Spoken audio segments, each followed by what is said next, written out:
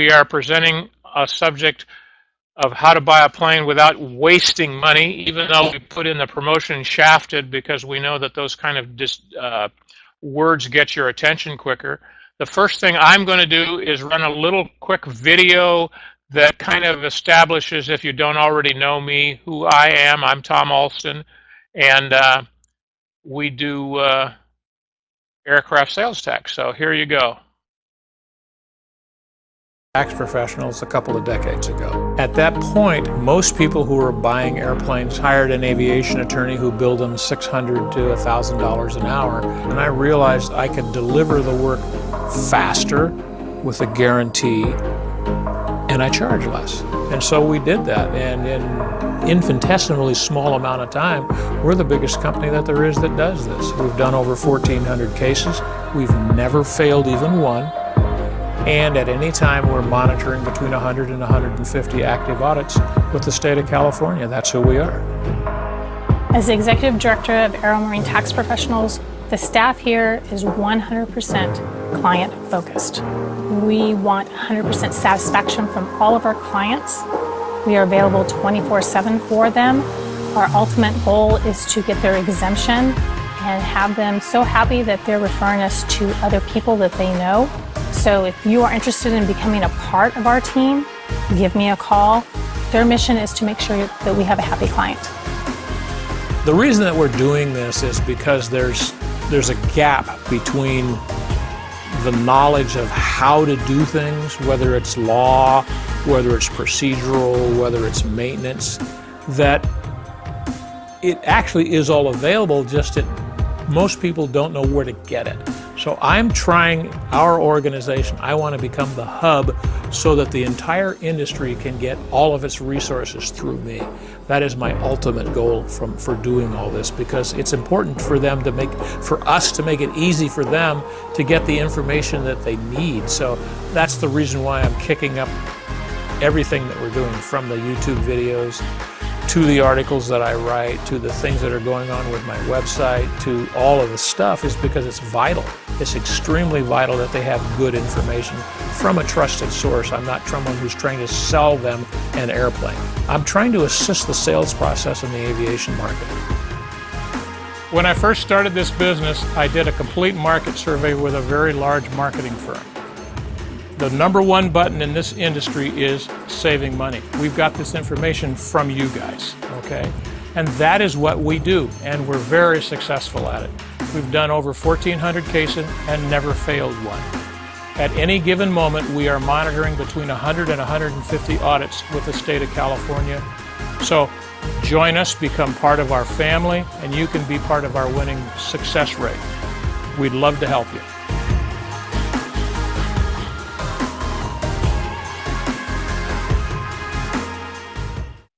Well, with that being said, I'm going to open this up for René. René, you have you're going to be able to remove all those slides on your own. And the first thing I want to let everybody know is, if you have any questions at any time, stop us, text us, let us know, and then I'll interrupt René while she's talking, and we'll go from there. So with that, it's all yours. This is René. Great, thank you. Thank you so much. Can you hear me okay, Tom? I can hear you fine. Perfect. Just wanted to double check that. So this is about how to buy an airplane without getting shafted, but there are lots of other ways that you can lose money buying or owning an aircraft. And I think that Tom talked about one of those, and that's what he's made a business out of. So I want to make sure that I'm being clear about that. Yes, you can get shafted, you can get taken advantage of, but you can also do some things just because you don't know. And so what I'm trying to do is help resolve that. I am the CEO of a company called Charlie Bravo Aviation. I run that with my husband, and we're a little bit Tom and Julie, and that we work together, and that's a lot of fun. But getting into the presentation, one of my favorite things to do, because I have a journalism background, is pull quotes. And I love this one from Bill Gates because it validates the essence of our industry. And he says, the airplane became the first World Wide Web, bringing people, languages, ideas, and values together. But why is it important? Because like Ann Taylor from Enterprise Rent-A-Car says, business aircraft allows people to visit 3 and 4 cities in a single day.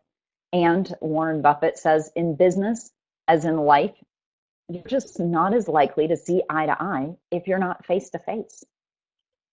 So I'm going to spend the next 30 minutes or so telling you how I've saved my clients millions of dollars, sometimes in a single transaction, and how you can use some of those secrets for yourself.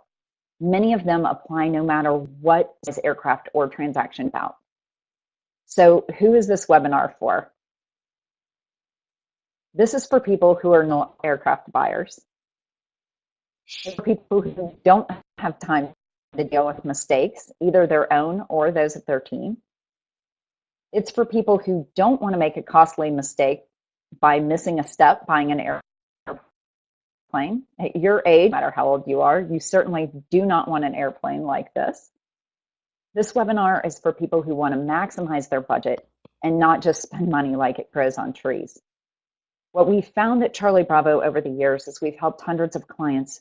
The ones who end up with the best deals are the ones who ask questions.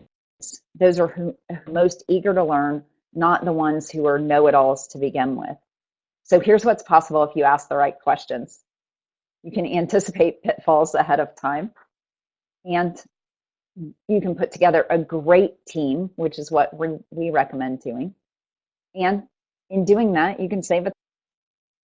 So one particularly smooth transaction we completed not too long ago that I'll use as an example is the Falcon 900 acquisition. And we did this just a little under a year and a half ago. It's a large plane, and I know some of you are buying planes. You might be buying a small plane, a smaller jet, or a piston aircraft. But this will apply. So we looked at this family's business and their personal travel. They're a growing family. I think they have 4 kids now, maybe 1 on the way. And they are expanding their business to Europe. We found a local management company that had expertise in Falcon management and maintenance, and we were able to find that the market conditions were prime for purchase of a large aircraft.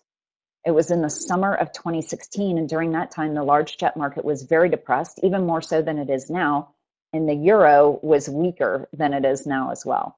So we found a seller in another part of the world. We made sure that we did some advanced tax planning for bringing that aircraft into the U.S. We had to base where we did our pre-purchase inspection, in fact, on where they could close most advantageously for tax purposes. And then we worked with their attorney on their 1031 exchange. I think those have now gone away, but that was important at the time. And then we ended up buying the plane for $3 million below what VREF considered to be market theft. So it was a great benefit for them. We could sell the plane still today from when we bought it for. So that being said, here's a little bit more about who we are. Charlie Bravo is a 10-year-old aircraft broker and dealer. We've done transactions, I think, in 42 different countries. We have experience in aircraft of all types, turbines mostly. We have a young, progressive outlook. Any of you follow us at all, you'll see that we're active on social media and have a blog, have kind of edgy marketing, do a lot of digital advertising. And we maintain an extensive network of professionals around the world that we associate with. I am the co-founder and the CEO of Charlie Bravo. I also am the VP for the International Aviation Women's Association, and I maintain an active role in the National Aircraft Finance Association, NBAA, and the National Air Transportation Association. I do have a journalism background. I may have mentioned that before when I said that I liked quotes, and I am a published author and speaker. So it's a lot of fun stuff I get to do. And the funnest thing probably is helping people realize their dreams and buying an aircraft. So I wanted to take just a minute. I know many of you probably noticed when Tom was playing his video that he was the only, and I'd like to point out that that is extremely rare in this industry. This is very much a male-dominated industry. think Don Dwyer from Guardian Jet mentioned last year at some conference we were at that there are almost 2,000 people in the world that call themselves aircraft brokers. And when several of us got together, we determined that probably 20 women who do this professionally. So we're 1%. So Tom, kudos to you for hiring so many women. We appreciate it. And we're thrilled to have Julie, Tom's wife, speaking on a panel at an upcoming International Aviation Women's Association General Aviation Women's Leadership Forum in Boca on January 25th. It's the day after the NBA Regional in West Palm Beach. So if any of you can come, we'd love to have you. I think it's going to be a really interesting panel talking about how we can diversify the workforce and get more people before the airplane pilot shortage and mechanic shortage become a real problem in our industry. So today's topics for saving thousands, I've broken them down into 3 different categories. Really, the first one's choosing the right plane, is building the right team, and then the third is developing the right plan. And I have some tips in each one of those that hopefully will help. Renee, can I interrupt you for a second? Of course. Someone sent in a question. Look at the slide. Tom can interrupt. Yes. Listen, the question was, you mentioned importing a Falcon. What are some of the pitfalls you see with importation, and is it more complicated to buy from another country? Yeah, it's definitely more complicated to buy from another country for a couple of reasons. One, I know you're very familiar with, Tom, and that's in taxation. So bringing an aircraft in, where you close on an aircraft is very important. And, you know, there's a nice little chart that NBAA puts out and Conklin to Decker puts out that gives a general idea about which states are better to close in or not in the US. But those laws change all the time, especially in Europe. So avoiding VAT tax over there, and then when you bring the aircraft back here, that's another complication, and it's not quite as bad in Europe as it is between Europe and the US because of bilateral agreements, but in other parts of the world, making sure that the aircraft is going to be able to be imported is something that needs to be addressed early on in the pre-purchase inspection.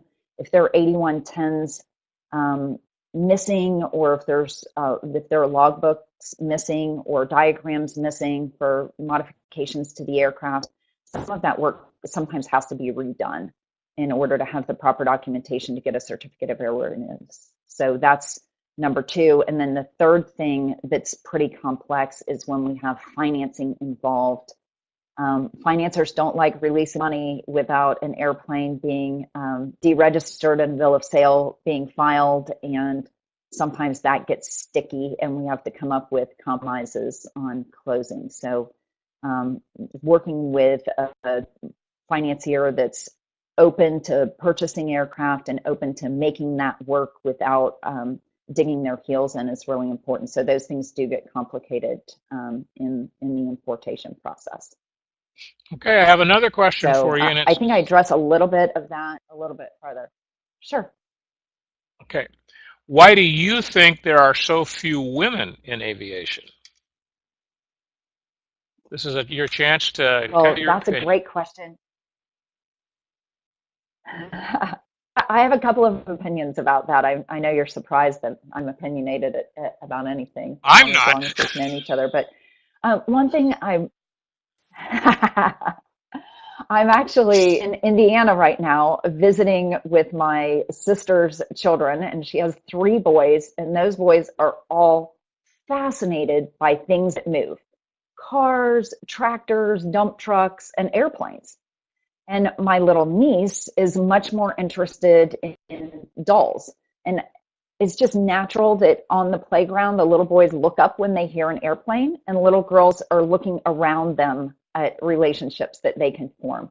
And so I think from a very early age, little boys are attracted to aviation and dream about airplanes, and little girls maybe don't.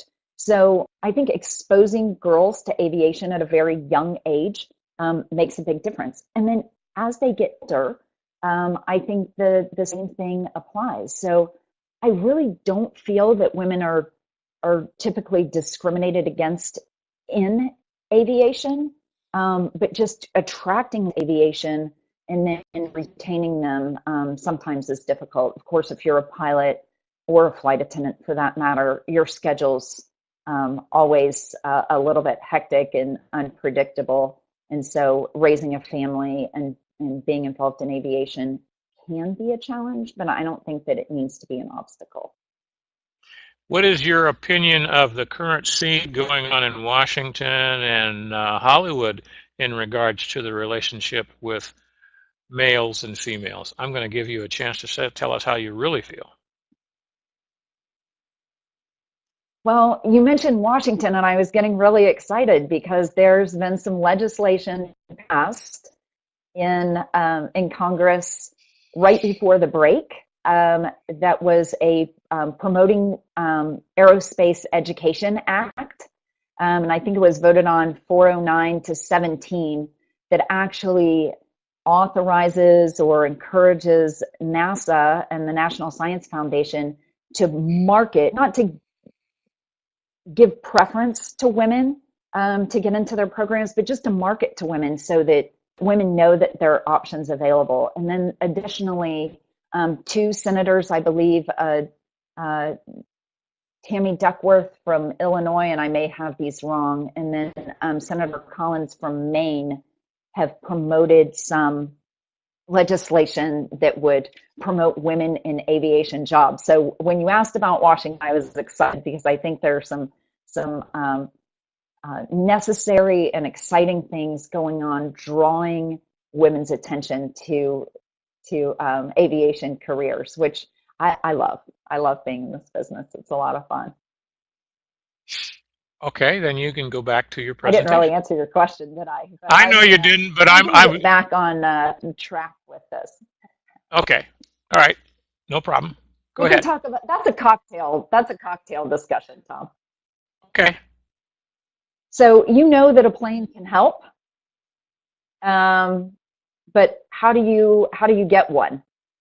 Some people I've noticed ask their pilot to help them.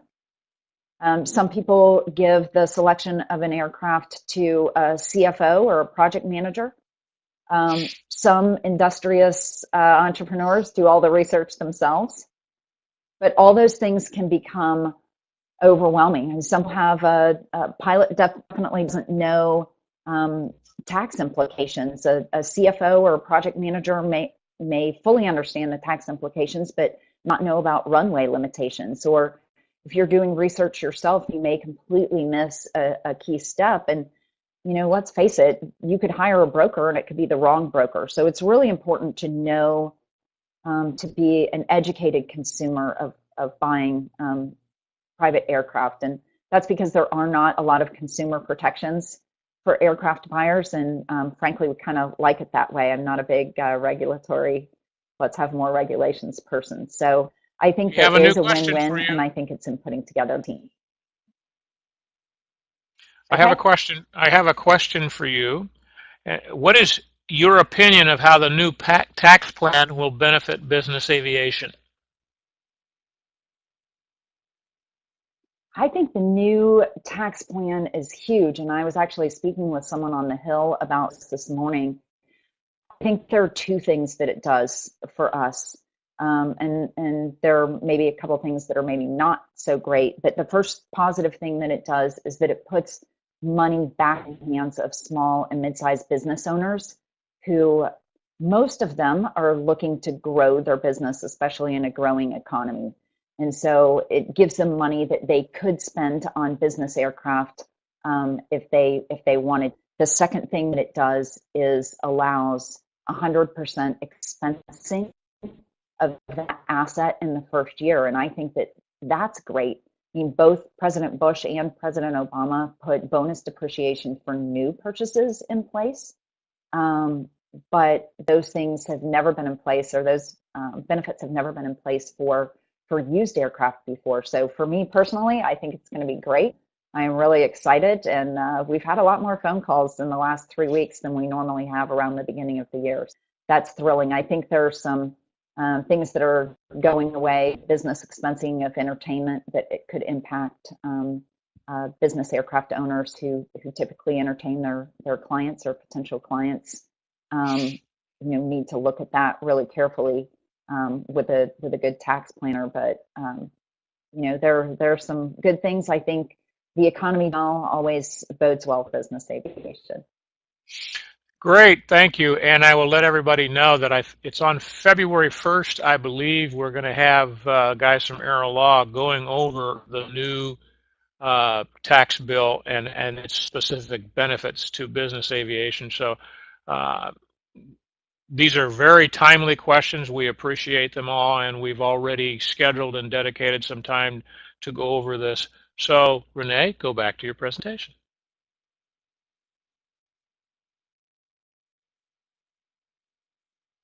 So very important to choose the right plane. The markets have changed significantly, and you need to choose the right plane for your mission. It used to be that budget and mission were exclusive, and now you can buy a size airplane for $2 million now. So I think that opens a lot more choices to people who feel cramped in a light jet and don't mind paying a little bit more for operating expenses. You can buy a large jet for $1 million or $2 million that has some life left. The other thing to keep in mind is that new planes still are depreciating very quickly. And everyone that I'm talking to is expecting that we're probably still going to be seeing that for another year or two.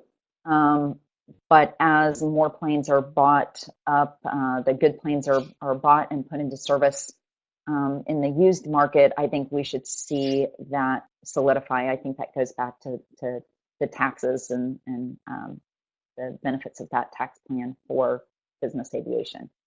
So choosing the right aircraft for your mission is important. It's important to look at runway performance of the aircraft and any limitations that you may have as well.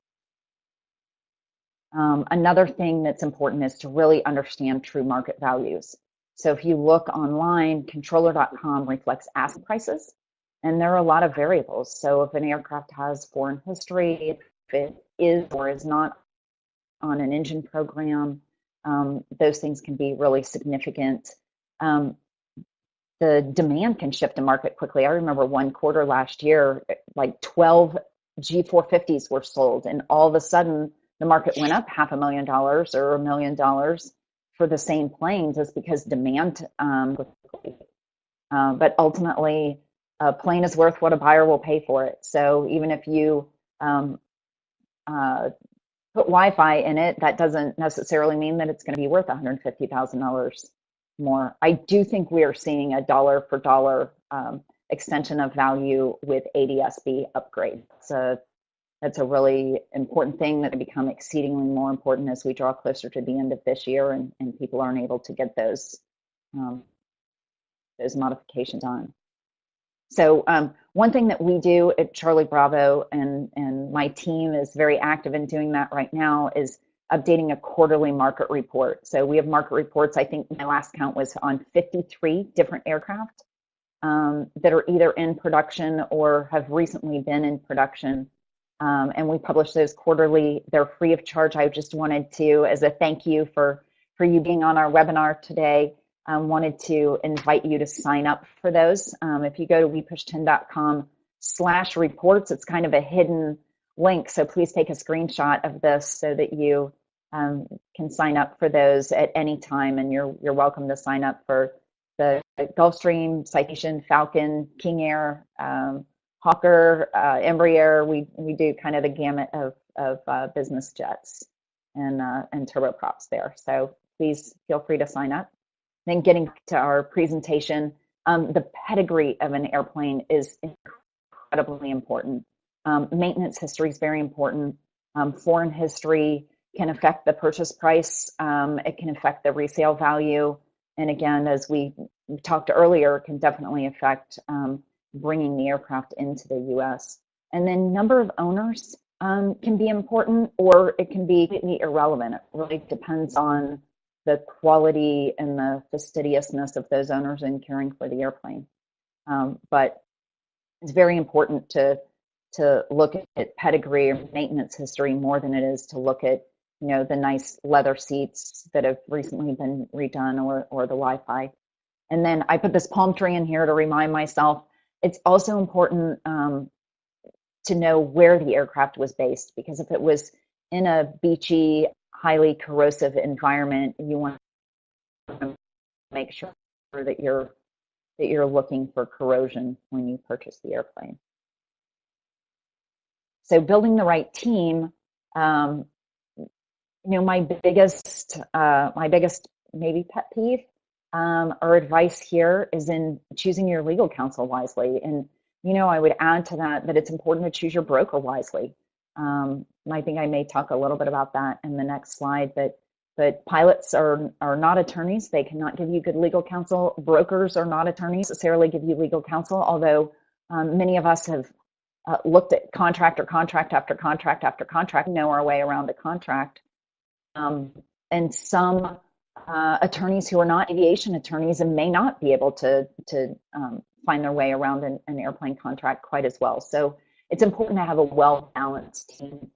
One thing that I don't think that I can stress enough is to have an attorney with good tax knowledge.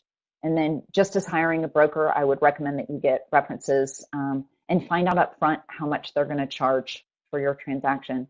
You know, we've heard of crazy transactions. People are paying, you know, $200,000 or $300,000 in legal fees, and that's not really a reasonable amount to be paying. So, enough said about that.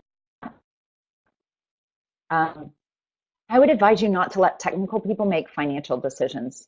Again, complex transactions require specialties. Second opinions help.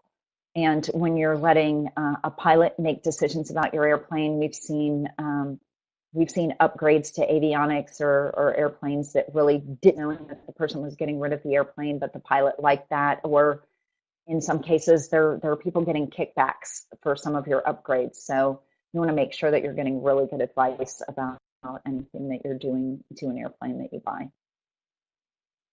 Then my next tip in building the right team is to use a savvy inspector. And I have this mirror here to remind me of the first Gulfstream that we bought. We bought it with a guy from a defense contractor, and he took a flashlight and a dental mirror and looked at the wheel wells of airplanes before he looked at the logbooks or the interior to rule planes out. So we spent 20 minutes inspecting 2 planes, and then finally found one that he wanted to do an actual inspection on. So it's also important to define what discrepancies each party is required to fix in the purchase agreement, and then understanding these. We had a guy a couple of years ago who bought a fantastic $1 million plane for just under $1 million, not realizing that he was going to have another $600,000 or $700,000 of maintenance due the next year. So he was really upside down in that airplane. And then again, especially going back to international transactions, logbook review is a very important part of any pre-purchase inspection. I have a question for you. In developing the right plan. Okay. How long does a typical pre-purchase inspection take? It really depends. We've had inspections on newer airplanes take 3 or 4 days. And then we've also had inspections take several months. A lot of times when you're looking at the upcoming maintenance, you want to see if there's a big inspection coming up, and we've done this on larger airplanes a couple of times where the buyer pays for a very invasive inspection, an 8-year inspection on most of the larger planes, which may be $100,000 for that inspection, but then it covers everything that could be coming up on that aircraft. It's looking at everything. And so those sometimes will take 4 to 6 or even 8 weeks, and then rectifying any discrepancies. I mean, if you're doing a big inspection like that, you might not have the plane for 3 months, but you'll know that you're getting a great plane with no upcoming surprises. Thank you. Now you can continue Yeah, You it's know, you important can. to right. It's important to know what to expect in the next few years, and we'll a lot of times do a 3-year maintenance projection so that people know and advise on a pre-purchase inspection based on that. Also, look at if we know that there's typically a problem with corrosion in the nose gear on a citation that's been based in Europe, we'll do additional inspections there. So a good broker can advise on that as well. It's important to do your tax planning before purchase. Tom could speak about that for hours, I'm sure. But it's also important to understand reporting and letting others use your plane. And when we were talking about the tax reform earlier, there are some things that have changed with that, with entertainment and with business use of an aircraft. So very important to plan for that early in the year before everyone's scrambling to make sure that everything's lined up. It's important to know how to report properly when others are using your for personal use instead of business use. Okay, continue. It's really great to have a great. It's important to have a really good management team and to know their reputation. We've had a lot of clients who've had kind of a sketchy management team managing their aircraft, and we had one seller who was completely unaware that his aircraft had gone off the end of the runway and been repaired, which decreased the value of the aircraft by about 20%. So very important to have someone that you know that you can trust. There are third-party audits. Argus and Wyvern do those here in the U.S., and I'm sure there are others in other parts of the world, but it's important to know that they're doing the right thing. And then also you want to find someone who has experience with your plane type. If they've never managed a small plane, or conversely have never managed a large plane and you're putting one of those on their certificate or under their management, you want to make sure that they're doing.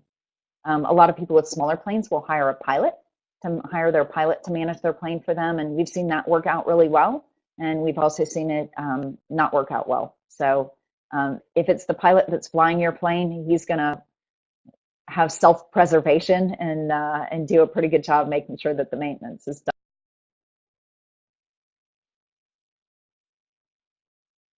Then the last thing that I kind of want to talk about today, and we see this come up, is really understanding what the costs of charter are.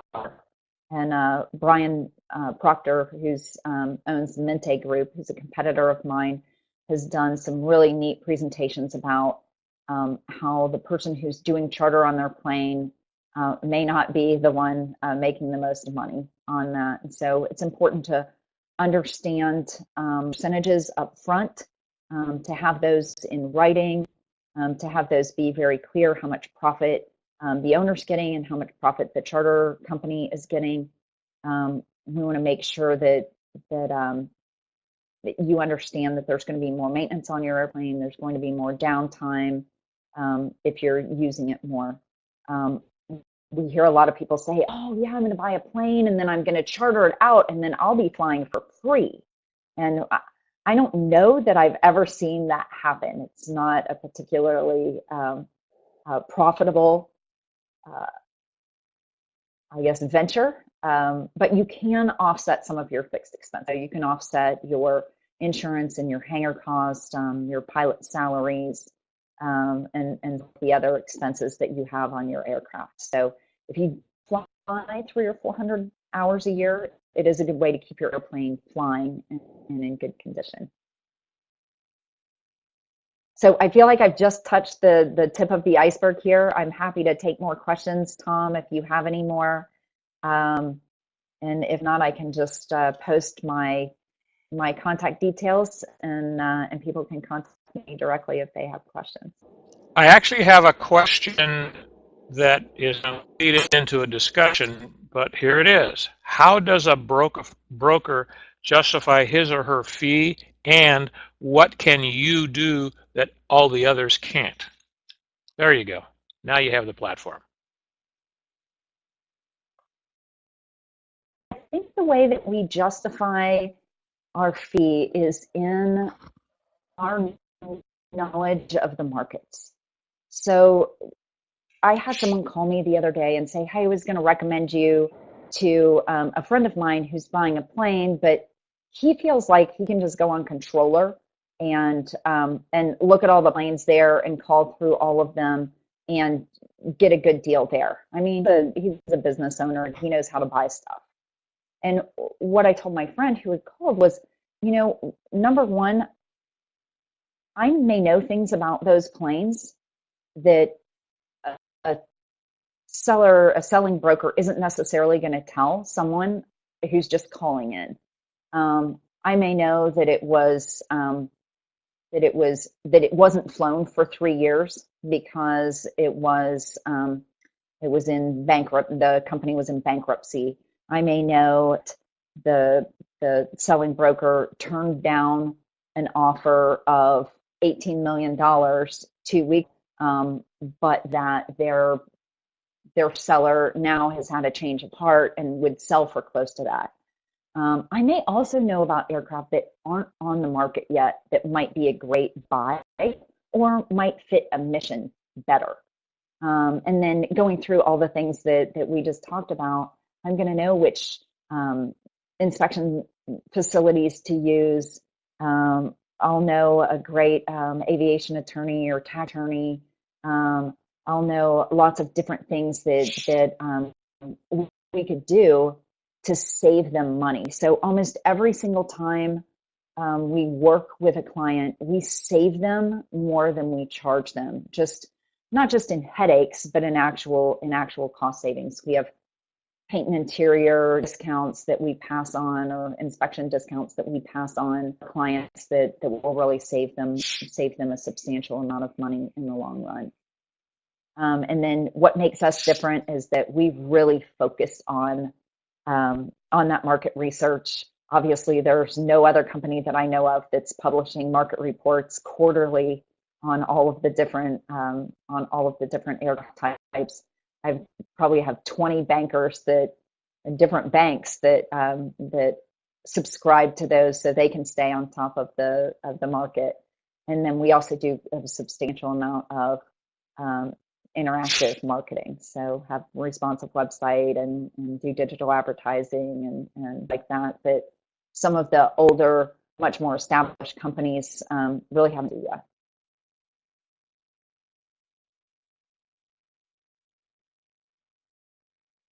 Anything else? Someone sent a question, and the question was if ground support equipment and/or spares were included in the purchase price and bill of sale, is there a way to decouple these from the tax burden? I don't know that is your area of expertise, or if you want to answer that, I will tell whoever sent that question and can call me, and I can tell them how to go through that. Unless that's something, René, that you want to attack. No, thank you. All right. So I appreciate that other people like looking at tax stuff. I do not. Yeah, I'm not a tax expert by any stretch of the imagination. And I'm going to tell you right now, that is one of the things that differentiates René from some other brokers, is that if you're ever getting tax advice from your broker, you should be talking to someone different. You should be talking to a broker who refers you to someone who's an expert. Just like I'm not in the business of selling airplanes. I've been around them enough. I know how to do it. I don't want to do it. I'm glad there's people like René who are approach it from a very professional standpoint and don't get into areas that are not her area of expertise. So that's why I think that whoever sent that question in should just call me at 916-691-9192. My extension is 108. I'd be glad to give you an answer directly on your exact question. But let's wait until after this webinar is over, like it may be in a half hour or so. Okay, so is there anything else, René, that you would like to communicate to our audience? No, Tom, but I want to thank you. My contact information is here. If anyone would like to follow or contact me directly, I'm happy to answer questions. And Tom, I just wanted to thank you again for inviting me here today, and especially for your support of women in aviation. I really appreciate you and Julie sponsoring the Women's Leadership Forum that we're doing in Boca Raton at the end of the month. It means a lot to me personally. And I think we can continue to grow this great industry as we continue to diversify with different ages, different genders, different ethnicities, and really cognitive diversity. The more great ideas we have coming into the industry, I think the more successful we're going to be as an industry. So it's an exciting time to be in aviation, and I look forward to seeing some of you afterwards. Great, and I completely agree that those of us who are already in the industry kind of have a responsibility of growing the next couple of generations, whether it's increasing the involvement of women or getting general people, men or women, involved in aviation sooner so that it kind of grows with their passion. I'm going to tell everybody who's been in this business for a long time that if you're not using social media, you're not going to be able to communicate with the people who are young right now 10 years from now. All of those people are going to be your clients in the future, and I strongly suggest that you learn how to communicate with them. And there's none of the, if I can use this term, millennials, that are not used to being on social media most of the day. And if you want my help in teaching you how to do that, you can call me at the phone number that I just gave. And I have a social media program that I use in my company that's increased my sales almost 51% last year over the year before. And I've increased my social media contacts by almost 68% during the same time. And I'm going to explain that process to you and help you get engaged with people that you're not engaged with now. Thank you, Renee, for bringing that up, so I had an opportunity to pitch a new business that we're going to make available to people. All right, so there aren't any. Do we have any other questions? Go ahead.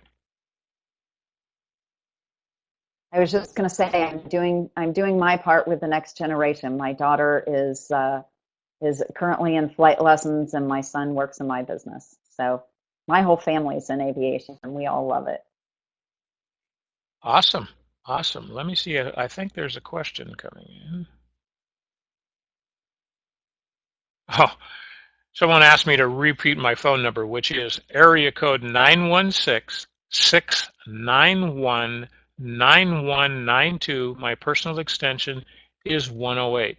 And I'll be glad to talk to you about planes, plane taxes, or how our social media program can help you. But this is Renee's time. I don't see any more questions, Renee, so I think we've arrived at the end.